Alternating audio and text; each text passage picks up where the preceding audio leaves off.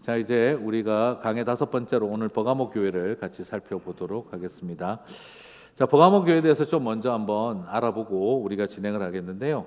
지난번 우리 나누었던 두 번의 그 에베소 교회와 서머나 교회, 에베소 교회와 서머나 교회는 그 당시 로마의 소아시아 지역에서 이 상업적인 측면에서 아시아의 중심 역할을 했습니다. 거기는 진짜 비즈니스가 활발하게 일어난 도시였죠. 그런데 반면에 오늘 이 버가모 교회는 이 정치와 그런 경제 이런 어떤 힘보다는 문화의 힘이 굉장히 강한 도시로 알려졌습니다. 그래서 버가모는 아시아의 문화의 심장부, 문화의 중심지다 이렇게 이야기를 했다고 합니다. 그래서 그 당시에 드물게 이제 전 도시적인 의대가 있기도 했고 또 장서 20여만 권 이상을 소장한 도서관이 있었고 그리고 책을 만들기 위해서 양피지의 생산이 대량으로 이루어지는 곳이었습니다. 그래서 당대의 좀 지식인들은 좀 공부한다는 사람들은 버가모 주변에 모여들었고 공부하기 위해서라도 또 책을 쓰기 위해서라도 버가모 땅에는 많은 시인과 그리고 대단한 문화적인 영향력을 가진 사람들이 함께 거주하던 곳이 버가모라고 하는 도시입니다. 하지만 또 종교적으로도 큰 특징이 하나 있었는데 그것은 소위 우리가 알고 있는 이 신들의 제왕, 고대 사회에서 특별히 이 히랍 신화에서 신들의 제왕이라 할 수 있는 제우스의 신전이 세워져 있던 곳이고 그 독점적 파워와 영향력은 굉장히 컸습니다. 그 외에도 우리가 치료의 신으로 이해하는 아시죠? 의사 선생님들 보면 이렇게 지팡이에 뱀이 이렇게 둘러져 있는 그 문양을 사용하잖아요. 그게 바로 이 아스클레피우스라고 하는 신의 신전이 있었던 곳이고요. 그리고 아테네 신전의 지도자였던 디오니소스가 역시 신전을 갖고 있는 아주 강력한 이 파워를 가진 신들의 집합장이었다. 이렇게 말할 수가 있겠습니다. 에베소와 서머나가 황제의 숭배를 통해서 또 특별히 아데미를 통해서 상업적 성공을 이루었다면 여기는 제우스를, 디오니소스를 그리고 또 아스클레피우스를 통해서 굉장한 영향력을, 문화적 영향력을 가지고 있었던 곳입니다. 자, 그래서 계시록 2장 13절을 보시면 네가 어디에 사는지를 내가 아노니, 참 이 말이 여러 의미를 담고 있겠죠, 그죠? 야, 네가 사는 동네만 딱 봐도 내가 느낌이 온다 이런 분위기죠. 여러분 어느 동네 살고 계십니까? 네. 그죠? 그죠? 한국에서도 무슨 당 이러면 천당 밑에 어디 이런 식으로 하는 것처럼 다 알만한 곳에 살고 있다는 거죠. 네가 어디에 사는지를 내가 아노니, 같이 읽겠습니다. 거기는 사탄의 권좌가 있는 데라. 내가 내 이름을 굳게 잡아서 내 충성된 증인 안디바가 너희 가운데 곧 사탄이 사는 곳에서 죽임을 당할 때에도 나를 믿는 믿음을 저버리지 아니하였도다. 아멘. 자, 얼마나 강했으면 13절에서는 사탄의 권좌가 있는 곳이라고 했고 그리고 또한 뒤에서는 사탄이 사는 곳이라는 표현까지 두 번에 걸쳐서 나옵니다. 완전히 땅주인 노릇하고 있는 터줏대감 같은 존재가 바로 제우스, 소위 신들의 제왕. 그래서 사탄의 권좌가 있다라는 표현이 나왔던 것이죠. 자, 그러므로 핍박과 영적 전쟁은 이루 말할 수 없고 이 도시가 그래도 우리 도시가 제우스를 섬기는 곳인데 이 다른 종교를 용납할 수 없다. 이 신들의 권좌가 있는 곳인데 이것은 용납할 수가 없는 일이었던 것이죠. 그렇기 때문에 이 안디바가 순교를 당하는 일이 있었다고 합니다. 그리고 이것이 그 당시에 기독교인들에게 굉장히 어려운 이유가 있어요. 그게 뭐냐 그러면 아까도 말씀드렸던 것처럼 책만 20만 권이 넘는 도서관이 있었다라고 했습니다. 물론 어떤 책이 있었을까요? 만화책은 아닐 것입니다. 그죠? 소설이나 이런 것들이 아닙니다. 그 시대에 관리했던 고서라 그러면 쉽게 말하면 이렇습니다. 고대 바벨론과 고대 아시리아와 고대 이집트에서 내려오는 수많은 신화들을 집합시켜 놓고 있었다 이 말입니다. 쉽게 말해서 고대 바벨론에서 나오는 창조설화와 그리고 또한 고대 아시리아에서 나오는 창조설 신화와 그리고 이집트에서 나오는 창조 신화 그리고 또한 인간 창조의 이야기 홍수 신화와 같은 그 시대 고대 사회에 넘쳐 흐르는 신들의 세계에 대한 이야기를 집대성해 놓은 책들이 꽤 많이 있었다는 것입니다. 그러면 여러분, 그 당시 기독교는 그런 신화의 세계에 필적할 만한 책이 하나 있었을까요? 우리는 구약 성경도 양피지로 만들어서 들고 다니지 없었고, 그저 말할 수 있는 게 예루살렘 가면은 두루마리로 만든 구약 성경이 있다 정도밖에 없지, 기독교인들은 책 한 권도 들고 다니지 못하는 종교였습니다. 소위 말해서 스토리텔링밖에는 할 수 없는 종교였다 이 말이죠. 그런데 그 버가모에는 뭐가 있다고요?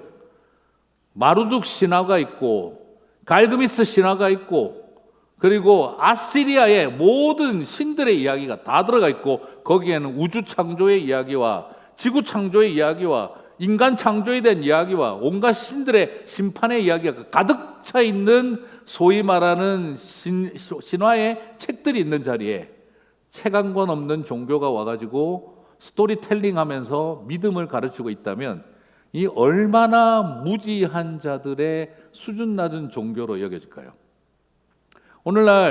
오늘날도 많은 학문이 발달이 하다 보니까 과거 고대 사회에 있었던 신화와 그들의 이야기들을 가지고 와서 기독교는 고대 신화의 짜집기판이다라고 이렇게 성경을 폄하하는 말들도 합니다.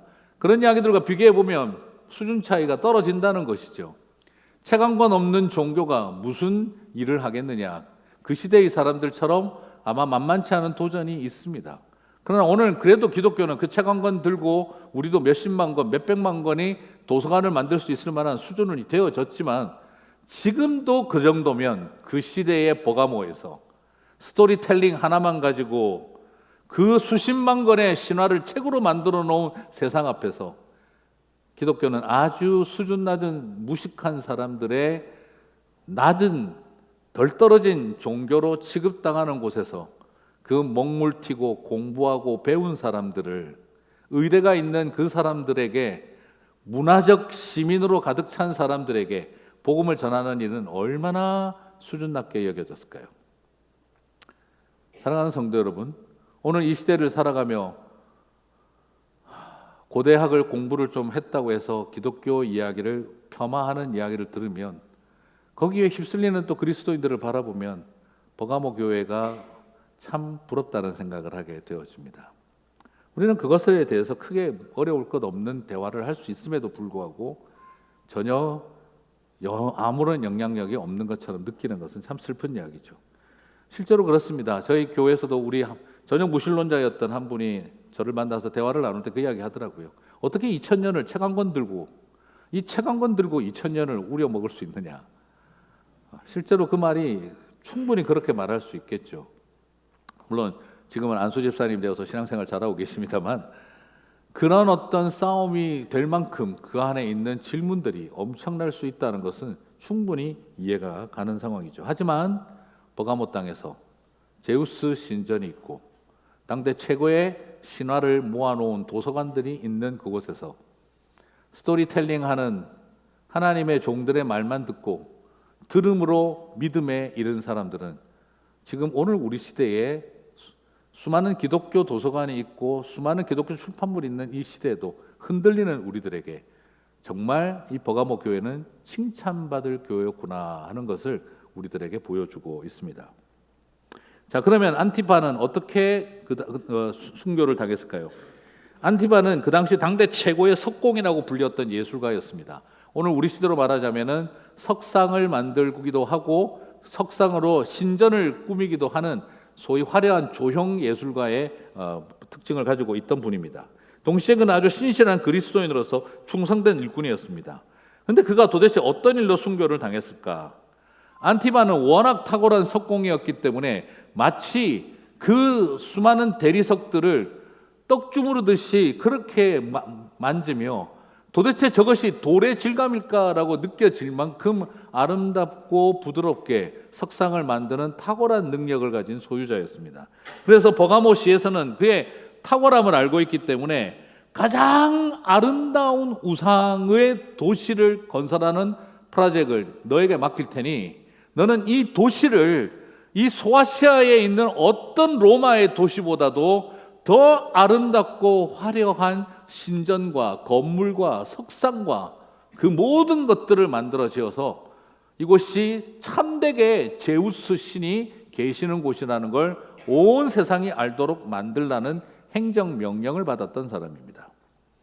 그것만 딱 들었대로 했더라면 그는 로마 최고의 예술가로서의 명예와 그리고 얻게 될 수 있는 부, 그리고 그 수많은 대리석을 마음껏 만지면서 신전부터 성전에서 소품까지 만들어 본 것이 없는 정도로 탁월한 실력을 쌓을 수 있는 최고의 인생의 기회를 얻었습니다.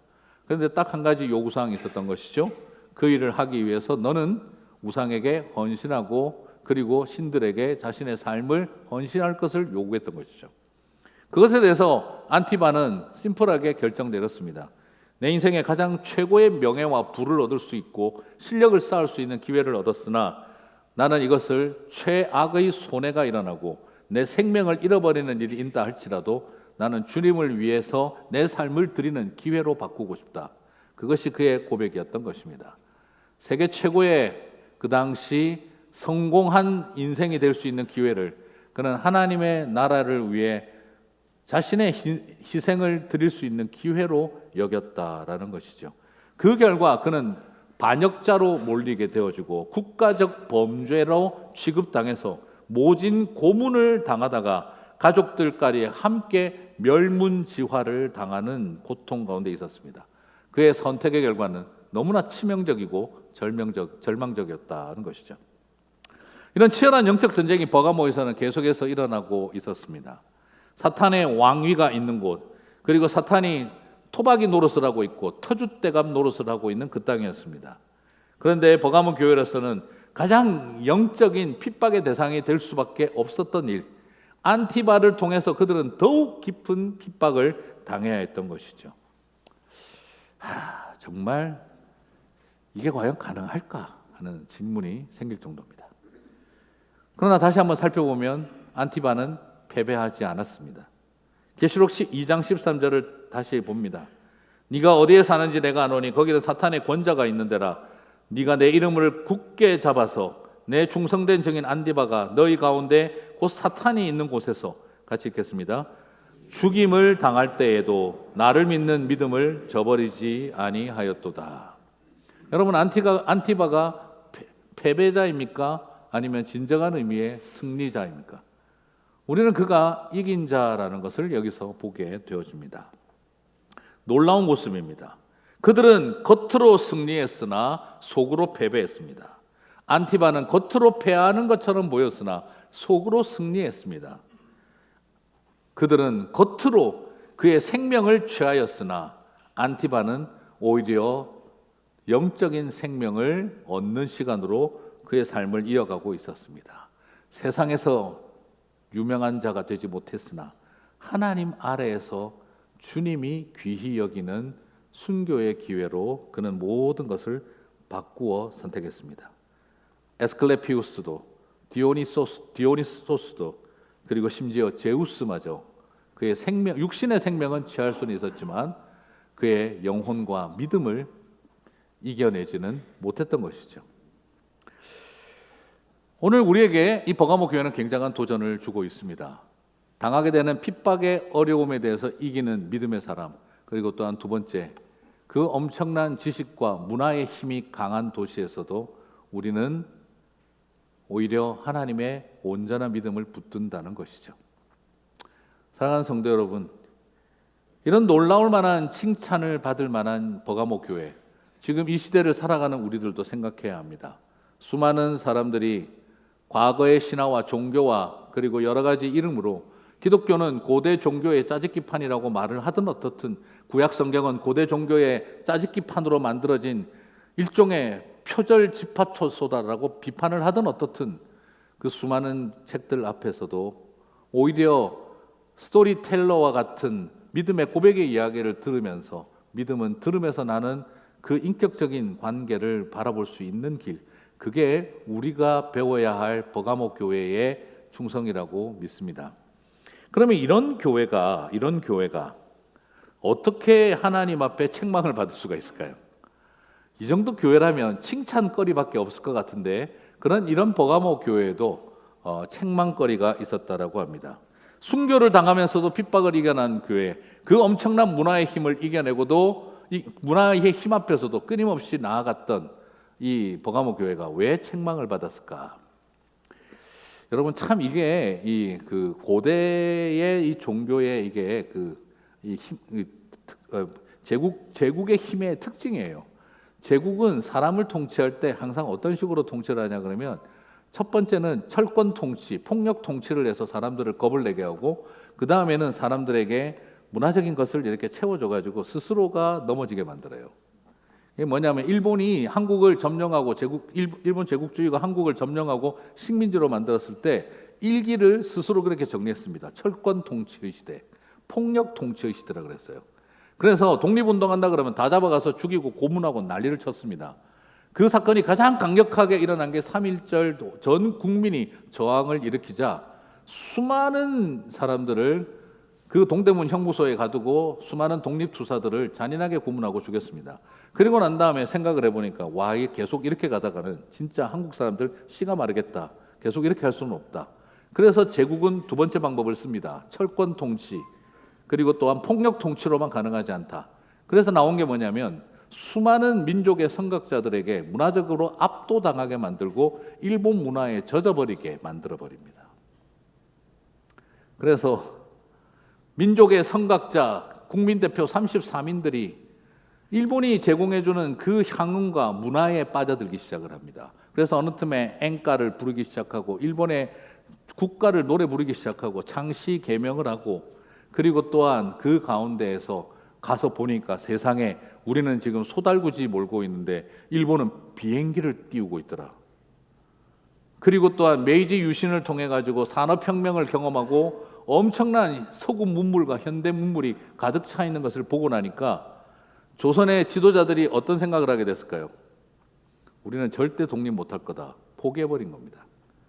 그래서 목숨 걸고 핍박받을 때에는 독립투사가 되던 사람들이 일본 문화의 그 향응에 빠져들고 녹아들기 시작을 하니까 자기 손으로 나라를 갖다 바치고 독립투사 잡으러 다니는 일본 순사가 되더라는 것이죠.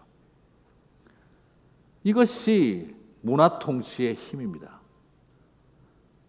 총칼 앞에서는 목숨을 거는 사람들이 그냥 정종, 더 이상 표현을 제가 하고 싶어도 강단이라서 제가 말을 못해. 목사님 저런 걸 어떻게 알지? 또 자꾸 그렇게 생각하실까봐 말을 못하겠습니다. 그렇지만 그렇게 제공되어지는 향응과 그리고 수많은 일본 문화의 그 저속한 문화를 즐기기 시작하고 그러면서 일본이 먼저 가졌던 현대 문물 앞에 절망하고 나니 민족을 대표하는 사람들이 한순간에 돌아서서 천황폐하를 위해서 우리 조선의 아들, 딸들은 군인으로 정신대로 나가라고 글을 써대기 시작을 해버린 것이죠. 바로 그것입니다. 오히려 핍박 앞에서는 우리가 패배해서 나라를 빼앗길 망정 넘겨주진 않겠다 하는 마음을 가졌으나 문화적인 욕망 앞에 녹아들기 시작하자 자기 손으로 나라를 갖다 바치는 일들이 일어나게 되더라는 것이죠. 버가모 교회가 똑같이 겪었습니다. 그들의 영적 위기는 처음에는 제우스였습니다. 그러나 그 다음부터는 우리 안에 들어와 있는 거짓 선지자들이 버가모 교회를 망하게 하기 시작을 했습니다. 계시록 2장 14절 15절을 봅니다. 내가 두어 가지 책망할 것이 있나니 거기 내게 발람의 교훈을 지키는 자들이 있도다. 같이 읽겠습니다. 발람이 발락을 가르쳐 이스라엘 자손 앞에 걸림돌을 놓아 우상의 제물을 먹게 하였고 또 행음하게 하였느니라. 이와 같이 내게도 니골라당의 교훈을 지키는 자들이 있도다. 여러분, 순교자의 피로 세워진 교회도요, 순교자의 피로 세워진 교회도 책망할 것이 있습니다. 순교자의 피값으로 세워진 교회라고 안심하면 안 됩니다. 그들도 책망받을 게 있습니다. 그것은 바로 뭐냐면 우리 안에 들어와 있는 발람과 니골라당의 그 달콤한 유혹과 교훈에 그 거짓 선지자들과 거짓 선생들의 말을 열심히 듣기 시작했다는 것입니다. 여러분, 발람의 교훈은 가장 구약적인 유대인의 미혹이었고 니골라당의 교훈은 가장 신약적인 이방인의 유혹입니다. 그런데 시대도 다르고 인종도 다르고 세월이 그처럼 흘러도요, 우리가 발견하게 되죠. 미혹의 본질은 전혀 차이가 없다는 것입니다. 유대인이든 로마인이든 1000년 전이든 1000년 뒤든 교회를 망하게 하는 것은 똑같더라는 것입니다. 다시 1000년이 지나 지금 2000년대를 살고 있습니다. 2000년이 지나서 여전히 지금도 우리의 문제는 제우스가 아니라 거짓 선지자 발람과 니골라의 얼굴을 가진 그들의 후예입니다. 가장 위험한 미혹은요, 제우스 신이 아닙니다. 우리 안에 있는 거짓 선지자의 교훈의 마음을 빼앗기는 일이, 그것이 교회를 가장 순교자의 피로 세워진 교회도 망하게 한다, 이 말인 것입니다. 사랑하는 성도 여러분, 발람의 교훈은 도대체 뭐길래 그랬을까요? 발람은 구약 민수기 22장과 25장 사이에서 나오는 그 사람인데, 이 거짓 선지자입니다. 불신자가 아니고요.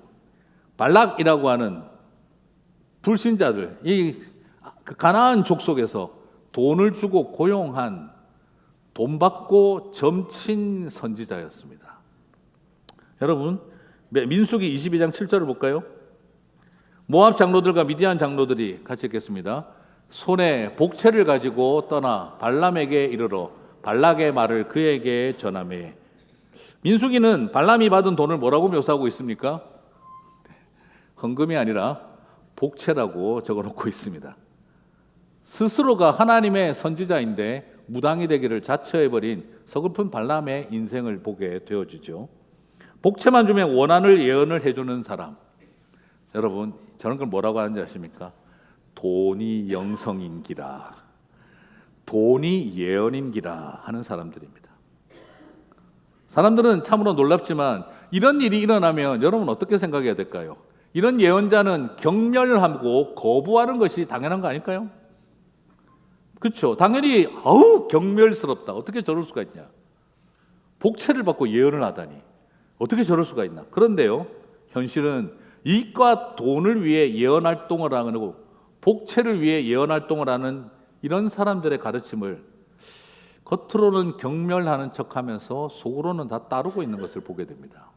그리고 열심히 지금도 휴대폰 값이니 무슨 값이니 하며 복채를 갖다 바치고 있습니다. 복채 받기 위해 예언하는 무당과 점쟁이에게 복채 열심히 갖다 바치며 귀를 기울입니다. 오늘날 한국 사회같이 무당이 목사보다 많습니다. 난 목사가 많다고 늘 걱정했는데 무당이 더 많다는 소리 듣고 더 많아도 되겠다는 생각이 듭니다.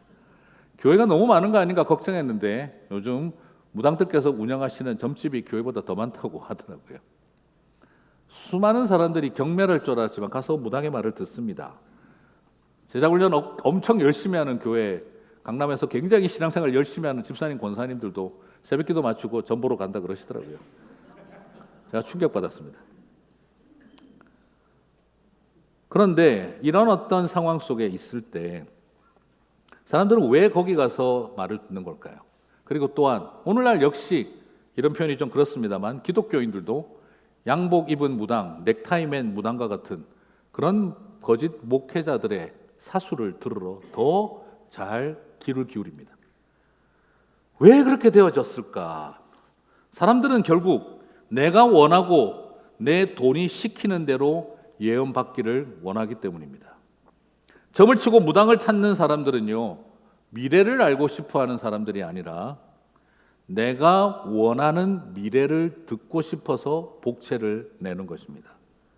그리고 거짓된 사술로 예언을 파는 사람들은 그들의 마음을 사야 하기 때문에 그들 마음속에 있는 불안함과 두려움, 그들의 마음속에 있는 분노와 미움, 그들의 마음속에 있는 욕망과 갈망, 그것을 잘 캐치하고 읽어내어서 그들의 돈으로 마음껏 예언을 팔고 그들은 자신들의 불안과 두려움, 자신들의 마음의 욕망과 갈망, 그들의 마음속에 있는 분노와 미움을 채워줄 예언을 그 복채를 통해 사고 있을 뿐이라는 것입니다.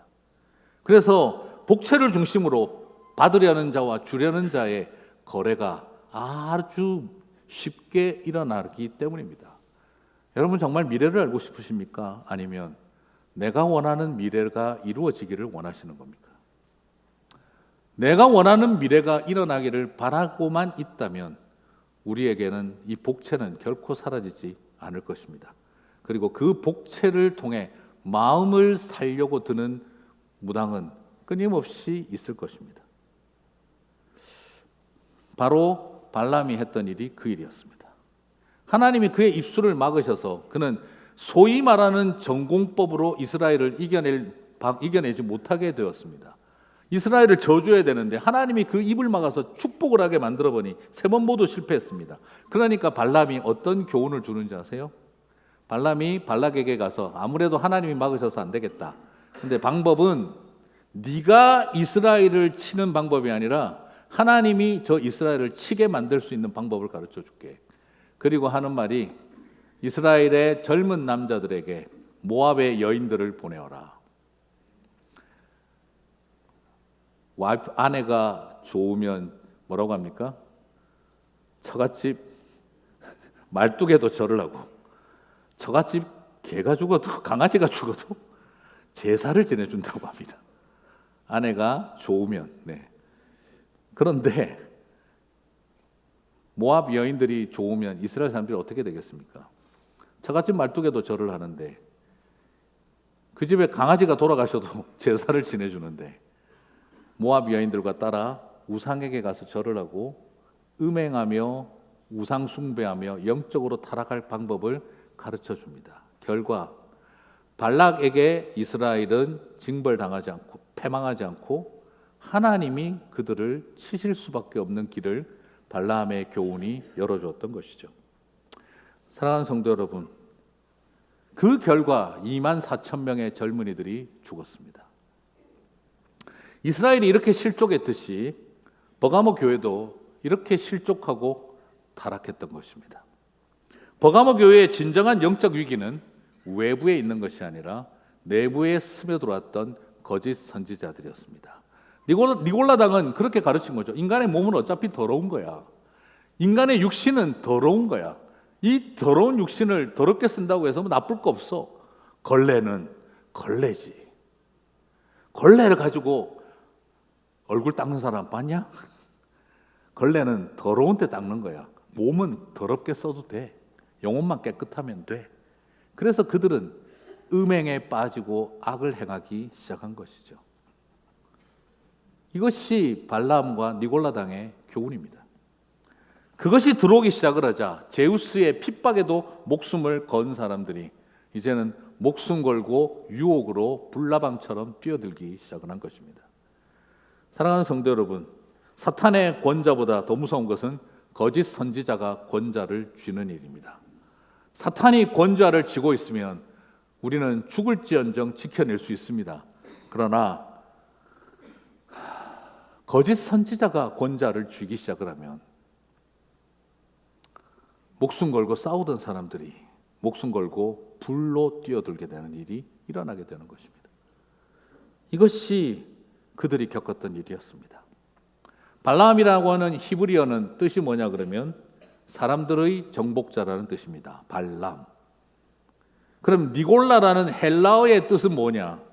역시 백성의 정복자, 백성들의 수거자라는 뜻입니다. 구약 시대의 히브리어로 쓰여졌던 이름인 발람이든 신약 시대의 헬라어로 쓰여진 이름인 니골라든 유대인이든 로마인이든 인종이 바뀌고 언어가 달라지고 그리고 세월이 1000년이 지나가도 인간의 영혼을 노략질하는 방법은 똑같다 하는 것을 발견하게 되어집니다.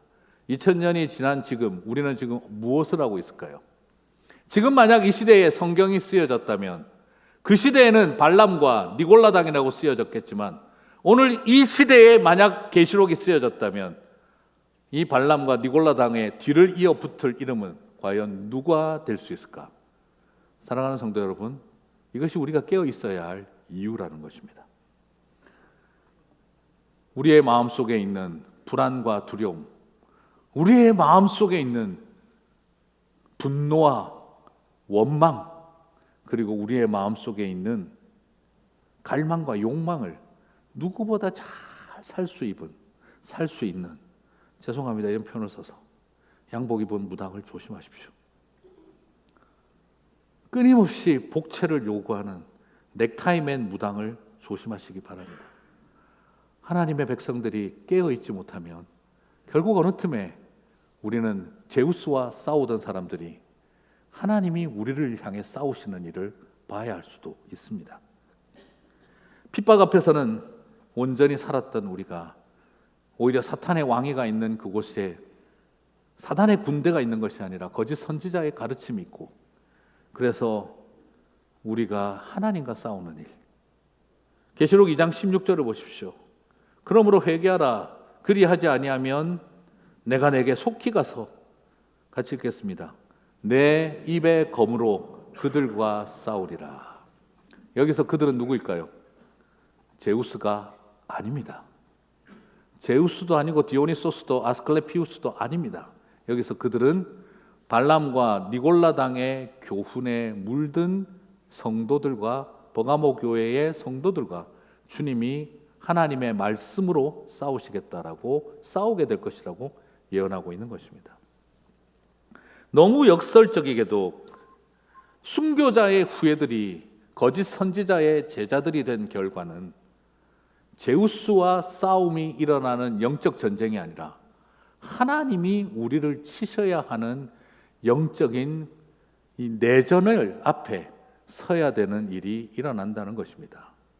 사랑하는 성도 여러분, 오늘 이것은 우리에게 큰 영적인 충격이고 도전입니다. 사람들이 여러분의 마음을 수고하지 않게 하십시오. 발람이 여러분들의 마음을 수고하지 않게 하십시오. 그리고 니골라가 여러분들의 마음에 정복자가 되지 않게 하십시오. 내 분노를 이용하고, 내 두려움을 이용하고, 내 질투심을 이용하고, 내 욕망을 이용하여 복채를 요구하는 이 니골라당의 교훈에 마음을 빼앗기는 순간 목숨 걸고 제우스와 싸웠던 사람들도 하나님과 싸우는 자리에 서게 된다는 것을 우리들에게 보여주고 있는 것이죠. 사랑하는 성도 여러분, 오늘 우리는 이 발람과 같은 무서운 공격, 니골라당의 유혹을 우리는 이제 다시 깨달아 바로 서야 할 줄 믿습니다.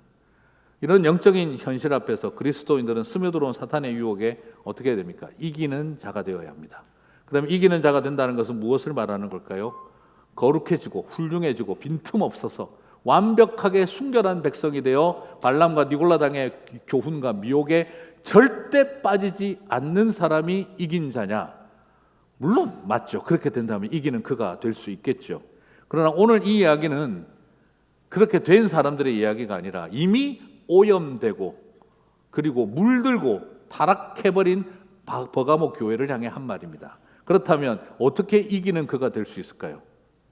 16절에서 뭐라고 했습니까? 회개하라. 이기는 자는 누구입니까? 회개하는 백성입니다. 사랑하는 성도 여러분, 딴 것이 아닙니다. 우리는 이기는 자가 되겠다고 해서 나는 니골라당을 향해서 전투력을 높이겠다, 나는 우리를 핍박하는 제우스를 향해 전투력을 높이겠다, 그렇게 생각하지 마십시오. 우리는 전투력을 높여서 이기는 자가 되는 것이 아니라 우리 안에 있는 죄를 떨어뜨려서 죄를 사멸시켜서 이기는 자가 되는 것입니다. 바로 우리는 남들을, 저 제우스를 회개시키고야 말겠다, 이 세상의 악한 무신론자들을 회개시키고야 말겠다, 저 니골라당과 저 발람의 교훈에 따르는 기독교인들을 회개시키고야 말겠다, 그렇게 할 때 이기는 자가 되는 것이 아닙니다. 내가 물든 자임을 고백하고 회개하는 자리에 설 때 그런 저와 여러분을 이기는 그로 여기시겠다는 것입니다. 그게 성령의 음성에 귀를 기울이는 귀 있는 자의 길입니다. 이미 우리는 오염된 존재라는 걸 인정하는 것, 우리가 니골라당의 그 유혹에 넘어갔던 존재인 것을, 음행하고 우상에 빠지고 더러운 것을 추구하며 살아가고 있는 인생들이라는 것을 인정하는 것, 그것을 통해 회개할 때 저와 여러분이 이기는 그가 될 줄 믿습니다. 사랑하는 성도 여러분, 저와 여러분에게 이 고백이 있게 되시기를 바랍니다. 여러분 그렇지 않겠습니까? 오늘 우리 시대를 한번 살아보십시오. 정말 이 시대를 바라보십시오. 정말 제우스가 문제입니까? 오늘날 이 시대에 가장 강력한 기독교의 대적자라 할 수 있는, 모르겠어요. 저는 알라 때문에 교회 떠난 사람이 있으면 제가 얼마나 있는지 한번 알아보고 싶습니다. 이슬람 때문에 교회 못 다니겠다는 사람들이 얼마나 있는지, 오늘날 이 시대에 무신론자 때문에 난 교회를 못 다니겠다는 사람이 얼마나 있는지, 정말 동성애자 때문에 교회가 엉망이 됐다라고 할 수 있는지, 그리고 또한 말하고 싶습니다. 자유주의 신학 때문에 교회가 엉망이 됐다라고 정말 말할 수 있는지. 오늘 우리 시대의 가장 심각한 위기는 무엇입니까? 복채의 마음을 빼앗겨 거짓된 교훈으로 성도들의 영혼을 흔들어 놓고 있는 바로 우리 자신들입니다. 신앙 지도자들입니다. 사람들이 왜 교회를, 신앙을 잃어버리고 떠납니까? 염증이 나고 혐오감이 생겨서 내가 이러려고 교회 다녔나, 절망이 밀려오기 때문에, 그래서 사람들이 신앙을 잃어버리지. 이슬람 때문에 교회 신앙을 잃어버린 사람, 오히려 이슬람 땅에 가보시면 목숨 걸고 신앙생활을 합니다. 더 위험한 것은 우리 자신입니다. 그러므로 회개하지 않는 완악한 그리스도인이 우리 이 시대의 가장 영적인 위기인 것입니다. 주님은 저와 여러분에게 이 세상을 향해, 그리고 거짓 선지자를 향해 전투력을 높이지 말고 오염된 나 자신을 향해 전투력을 높이고 회개하는 자리에 거하라는 것입니다. 사랑하는 성도 여러분, 회개하는 백성들에게 주님은 다시 저와 여러분을 칭찬받는 버가모 교회의 자리로 이끌어가게 하실 줄 믿습니다. 계시록 2장 17절은 분명히 보여줍니다. 귀 있는 자는 성령이 교회들에게 하시는 말씀을 들을지어다. 이기는 그에게는 내가 감추었던 만나를 주고 또 흰 돌을 줄 터인데 그 돌 위에 새 이름을 기록한 것이 있나니. 사랑하는 성도 여러분, 그 시대에 감추었던 만나는 바로 다시 오실 예수님을 말하고, 흰 돌은 두 가지로 사용이 됩니다. 그 당시에 흰 돌은 재판에서 무죄 판결에 대한 확증으로 흰 돌을 주었습니다. 이름을 적어서 너는 이 돌을 받았으니 무죄 받은 것이 확실하다. 그리고 두 번째, 흰 돌은 잔치에 초대받았다는 증거로 이름을 써서 주었습니다. 그러므로 이 말은 어린 양의 혼인잔치에 초대받은 사람이라는 뜻을 말합니다. 사랑하는 성도 여러분, 오늘 저와 여러분에게 그 은혜가, 회개하는 자에게 그 은혜가 임하게 될 줄 믿습니다. 여러분의 손에 그대들은 무죄 판정을 받았느니라 내 이름 적힌 흰 돌을 받게 되실 것입니다. 너는 이제 어린 양의 혼인잔치에 초대받았느니라 내 이름 적힌 흰 돌을 받게 되실 줄 믿습니다. 나중에 미국 시민권 들고, 한국 시민권 들고, 거소증 들고 천국 가겠습니까? 교회 명부 들고 천국 가겠습니까? 내 양손에 쥐어주신 그 흰 돌 들고 우리는 주님의 품에서 칭찬받을 것입니다. 그러므로 회개를 통해 이기십시오. 회개하는 그가 이기는 그입니다. 괜찮아요.